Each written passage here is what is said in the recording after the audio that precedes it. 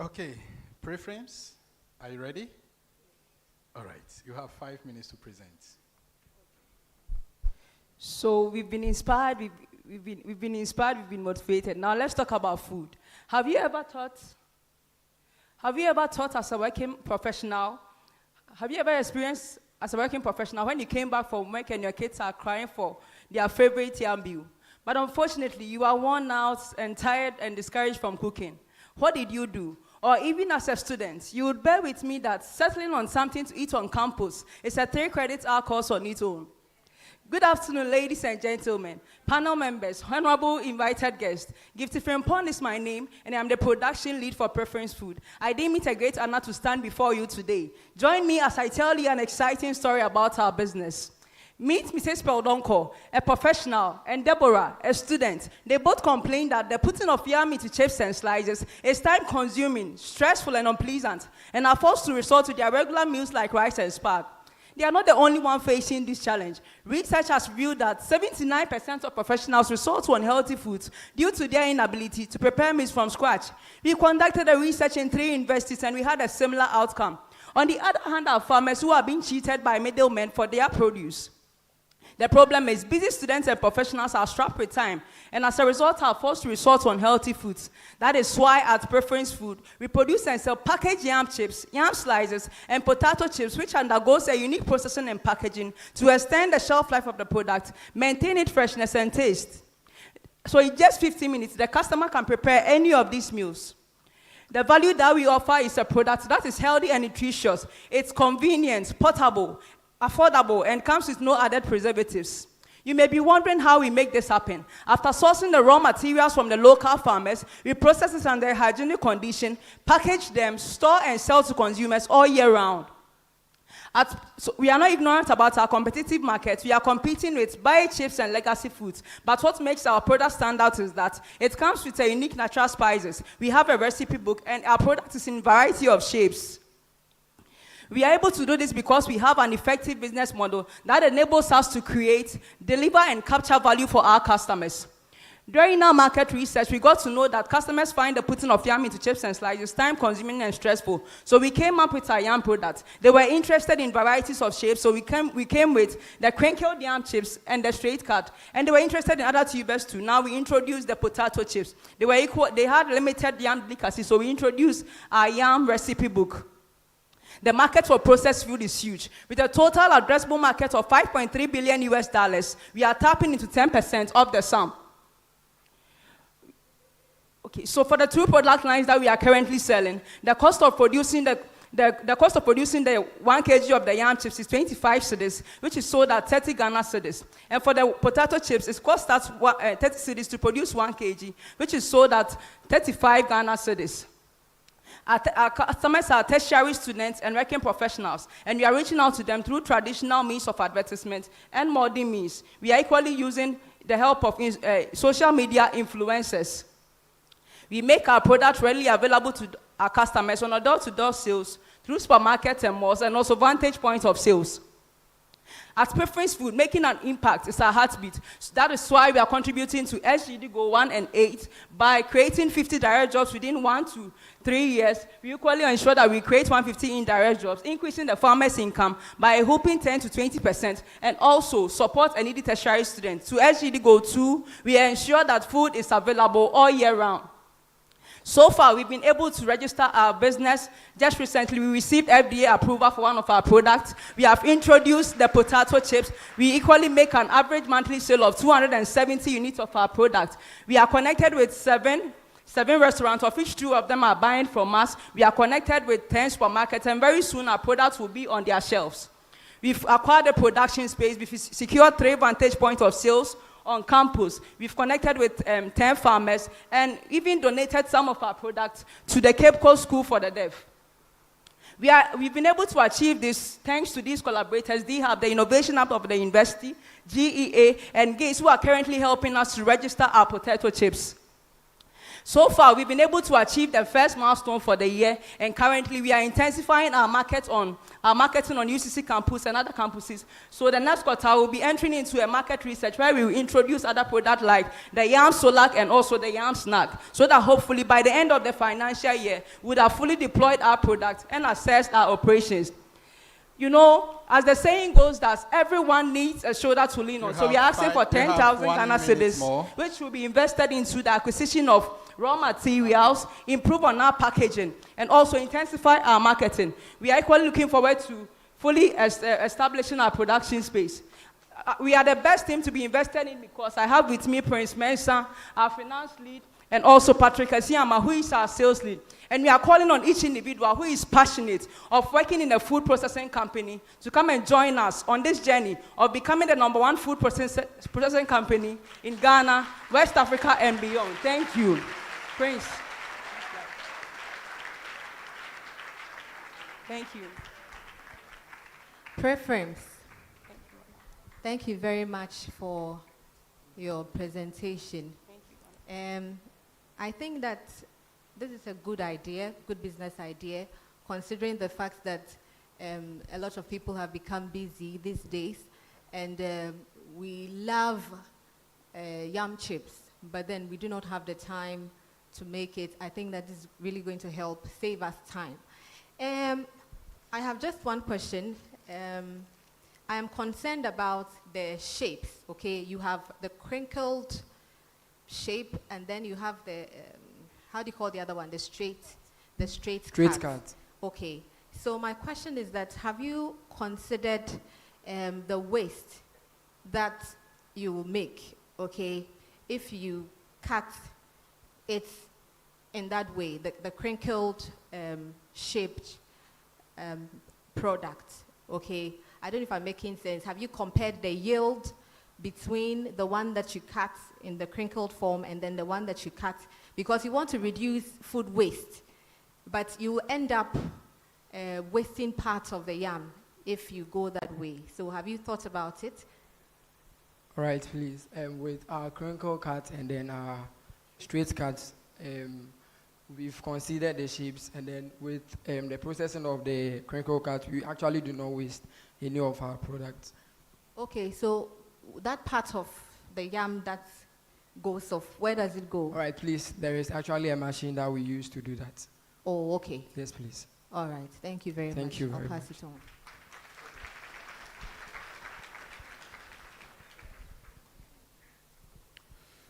Prince and Gifty, how are you? Please, you are doing very well, sir. Great presentation. Just a follow-up. The peel of the yam, what do you do to it? All right, thank you very much, sir. Currently, we are considering of partnering with animal feed, those into the production of animal feed so that they could use it in their production processes. Today in the 21st century, this could have added value to your presentation if you had told us the milestone that you had for this. Okay, please. Because we are looking at green production, we are looking at value chain, etc. So you may have to walk us through the value chain production of your product, right from input to processing into the market, and that could have been an added value. Let me ask, yam is seasonal. Okay. You are aware? Very well. So what happens if the season is no more? What do you do? What happens to your business? All right, so with the seasonal nature of yam, we've actually partnered with the local farmers, a lot of them, so that we are able to buy from them in the bumper harvest. And that is another reason why we've introduced our new product, the potato chips, so that we could also diversify into that one. So thank you. Okay. And how much profit do you make on a pack? All right, so we make 16.67% profit margin on the products that we sell. How much do you sell one? We sell one for 30 Ghana cedis, and that is the 1 kg unit of our yam chips, and then 35 cedis for the potato chips. Are you planning on doing this full-time? Please, we are currently in a full-time business. So in the month, what is the profit margin averagely? All right, so currently we are breaking even. Exactly. That's my problem now. And again, I'm looking at sustainability. Because one, I was going to ask where you buy the yam from. That is going to affect your profit margin. I was going to check into whether you are producing your farming, your own yam, etc., because it's going to affect your profit margin, and this is something you need to look at. Okay? Thank you very Thank much, you. sir.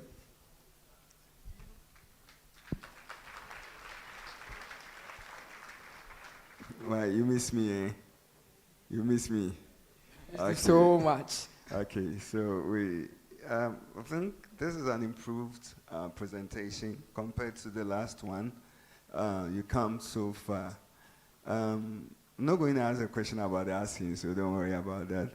But then what I want you to tell us, your persona, and in relation to Dr. Matthew's question, how are you going to move from the break-even, right, to have a sustained persona? That's my first question. Sir, please, can you kindly come again with Your the persona, who is your persona? The tertiary student and the working class professional. And are you sure they'll be able to buy enough to make a business case for you? Yes, please. We are currently breaking even. So tell me how, with the asking, that I'm not going to ask you any question about. Are you listening? Yes. Tell me how, with the asking, it's going to let you go beyond the break-even to begin to make a business case. Okay, so currently we are asking for the amount of 10,000, which will be invested into the acquisition of the raw material. Now, our plan is that we have 3 strategic points of sale. So in this 3 strategic points of sale, we will be selling 5 times in the week, which will amount to 225 units of 225 units, and we are going to source this yam directly from the local farmers, which will be at a subsidized price. We are going to save an amount of 650 cedis comparing to buying from these farmers, and in that sense, we'll be able to make the profit when we are able to go directly to our customers. Thank you so much. Let me be the black sheep again this time again also. I think you need to work on that because of your term sum. Right, you saw in there. So there's a lot that you can do in. All right? All right, sir. See how you'll be able to connect your asking to this. So that in 6 months, you could say, this is progressively how much we've gotten into. All right? Because if you have full-timers, which preferences, you know where I'm coming from. Yes, yeah. Next year by this time, you should be able to pay yourself and not just employ, as I saw on your slide. Right, okay, in please. there. So situate your asking in relation to this and the sustainability pathway. Thank you. Thank you so much, sir. Okay, preference, that's good job. I want to find out some few things. One, I want to look at your market research. I want some justification of the problem you've mentioned. You've mentioned about time of cooking. How long do you think students used to cook yam when they peel it themselves? Okay, I'm personally a case study. It will take me like 20 minutes, 20, 30, 40, only to peel the yam. The reason being that sometimes I had to go through the itchy skin and those things. Sometimes to put them in these smaller shapes too, I always find it very difficult. So henceforth the idea we brought. So for businesses, sometimes you need a bigger scale or population to study. Okay, This please. is to you, but you have to find out from several numbers of students what they go through to position your business well.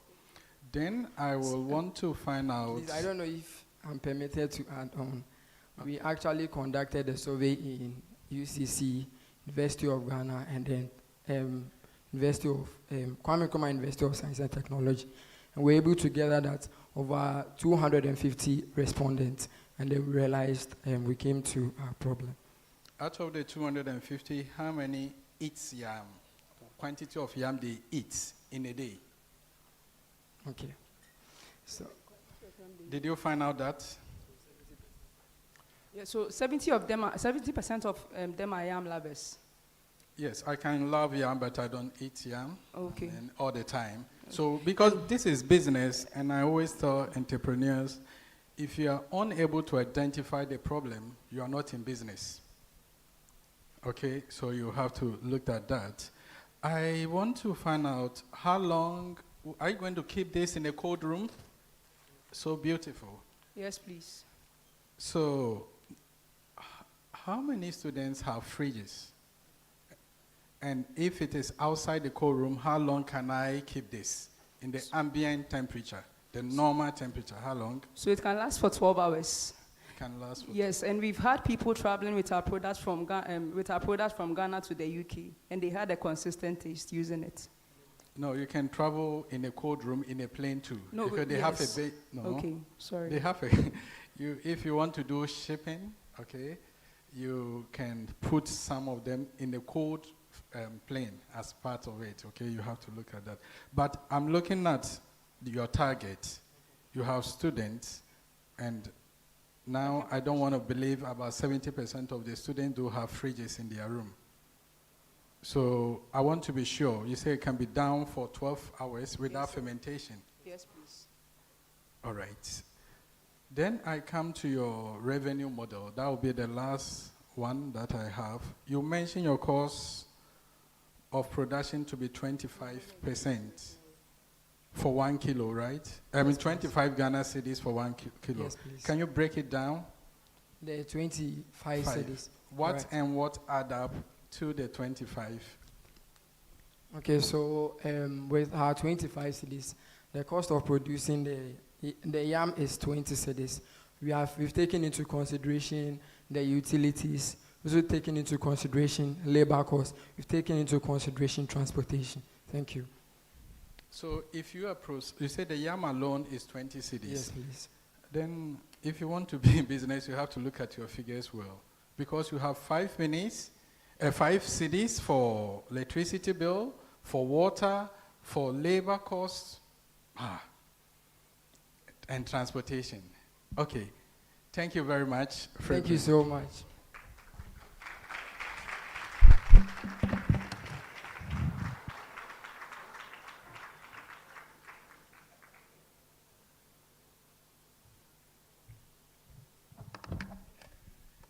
Another resounding applause for pre-firms.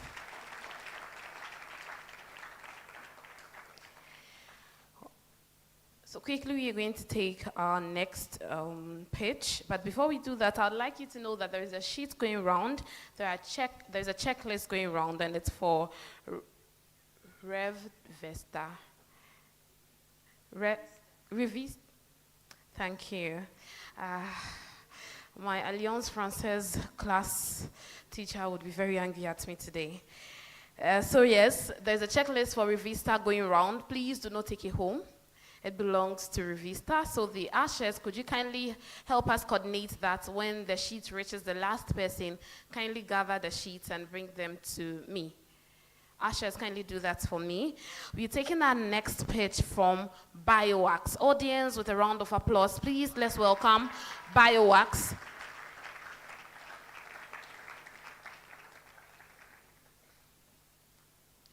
Oh, is that all? They are solving a problem in society. Okay, thank you very much. And all the best to you, BioWax.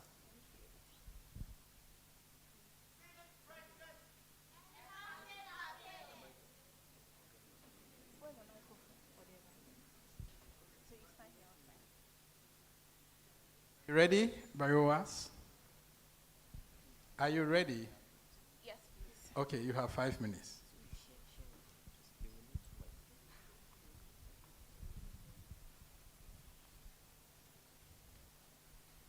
Ekia, why are you standing here all worried and lost in thought? My sister, you won't believe what happened to me just last few days. What happened? Tell me. I went to the market with just my last 20 Ghana cedis to get some vegetables for my stew. And guess what? 1 tomato fruit for 5 Ghana cedis. What? And the most annoying thing is just 4 pieces of pepper. Also 5 cedis. Like, seriously? So me, my 20 Ghana cedis could only afford just 3 pieces of tomatoes and only 4 pieces of pepper. And it's there. So how did you manage to cook then? That's the problem. You know my problem. Because of my busy schedules, I couldn't even prepare the stew that very day. And you also know I don't have a proper way to preserve my produce fresh. So I just kept it in the kitchen. And today, that I had a time to prepare the stew before coming here. Guess what? All the tomatoes are rotten. And then that 2 pieces of pepper too has become soft like something. All my 20 Ghana cedis are shit. I can really feel her pain, and I believe you also do. Unfortunately, she's not the only consumer facing this problem, but Ghana at large.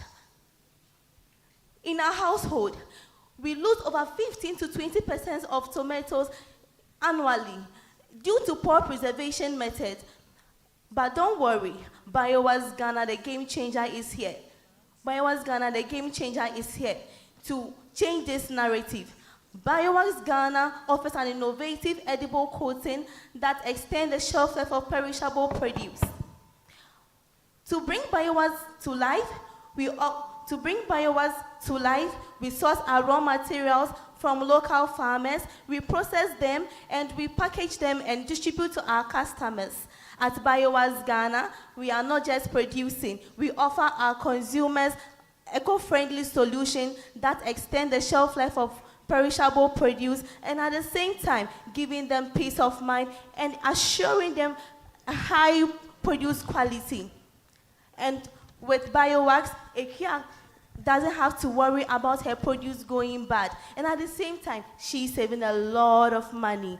Currently in Ghana, there are few effective solutions that tackle this problem, and BioWars Ghana stands tall by giving your tomatoes a superhero coating, by keeping your produce fresh, healthy, reliable, and for longer.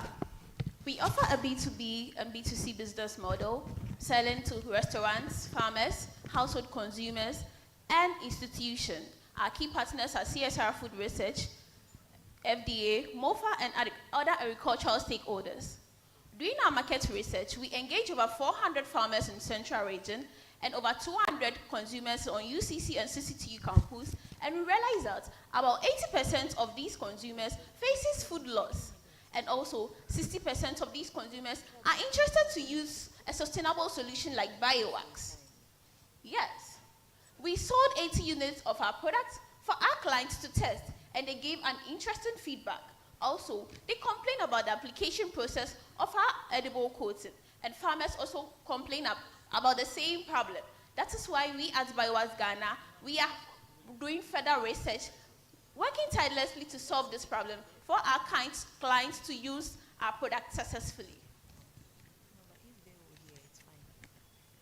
The horticultural market in Ghana is worth over $1 billion, but we at BioWorks Ghana, we are focusing on Central, Western, Greater Accra region with a net worth of $67 million as our serviceable obtainable market. It costs us 35 Ghana cedis to produce 500 ml of BioWorks, and we are selling it at 50 Ghana cedis with a profit margin of 43%. BioWorks is not only about making profits, but making an impact, reducing food waste in Ghana by 20 to 30%, mitigating greenhouse gas emission, and employing the youth and women by creating jobs for them. As students and future leaders, combating post-harvest losses in Ghana, and a challenge that we all go through as consumers, farmers, and restaurants. But we can't do this alone. That is why we are here asking for your support, 10,000 Ghana cedis, to help research on our products, to help improve this product for our clients like you and I to preserve our produce for longer. This money will be used to expand our market research, to research on our products, and also create more awareness in Ghana. I'm not doing this alone. I'm doing this with my passionate and dedicated team who are expertise in food science, agriculture, and business development. Myself, I'm Emilia Adi. I have 4 years experience in food science and post-harvest technology. Okay, I'm so the research and development lead for thank you. Your 5 minutes is up. Can we clap for them?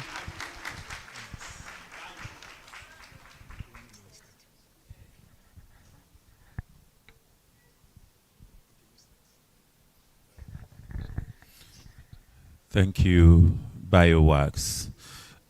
Let me ask you, exactly what are you doing? Hello?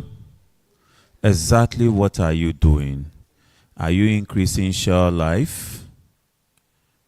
life of vegetables Yes, by spraying something that you call BioWax? Tell me, exactly what are you doing? yes, please. We are into the production of edible coating made from natural ingredients to extend the shelf life of perishable produce. So, for instance, what is the average shelf life of a tomato? The average shelf life of tomatoes depends on the variety of the tomatoes. So, and then the ripening stage as well. So, when you take the unripe ones, mature but Let's look green, at the ripe ones. the ripe ones, it takes 1 to 3 days for them to Go bad. waste. Okay. Yes. So when I apply this, what will be the shelf life now? When you apply BioWax on your tomatoes, it can last for more than 2 weeks based on the variety of tomatoes that you are waxing it on. Does it comply? I mean, have you gotten FDA approval? We are currently working on that. You see, a product like this, is going to be edible. So there is a need for us to ensure that whatever you spray on any vegetable is wholesome. And that is where the problem is. So as much as possible, I want to entreat you to work on FDA certification. Now, Thank you. Can this be sprayed on the wide range of vegetables? Okay, so we are working on that. So we are currently working with CSIR, and we've started waxing it on bell pepper, and then cucumber. And yeah, so currently that's what we have done so far with tomatoes. Can it be sprayed on the wide range of vegetables? So for instance, in the farm, instead of plucking the vegetables, can I spray on it to increase the shelf life, to increase its ripening? Not on the farm, but after harvest. I think it is a research you need to look at. Let me end here. Okay, thank you. Okay, so BioWax, thank you very much for your presentation. At what stage, I don't know whether you have done the research and you are certain, at what stage do you have to apply the BioWax edible coating? Okay, is it right after harvest or after somebody has gone to buy the tomatoes from the market? And what is the effectiveness like if I apply right after harvest, and then if somebody buys from the market and just applies, how does it work? Okay, so with BioWax, you can apply it on the different ripening stages. So we have the ripening stage when it is green but mature, and then the semi-ripe, and then the fully ripe, and when it's like turning pink. So when, let's say, you apply it on the mature but green, when it is green, it lasts for like 14 to 21 days. So when you apply BioWax on it, it can take more than more than 2 months. And then when you apply it on a fully ripe tomatoes, the fully ripe tomatoes shelf life is 1 to 3 days. So when you apply BioWax on it, it can last for like more than 2 weeks based on the variety. For example, if you apply BioWax on pectomec, it can take more than 1 month. Okay, so when it's already ripe and you apply, it can take 2 weeks before it starts deteriorating. Yeah, depending on the So is it on your label? For that one, it's not on the label, but we are currently working on some promotional videos to add it to our label. So we will add a scan to our label, and then when you scan it, you can get all those information in there. So we are working on that. When you go to our social media, you see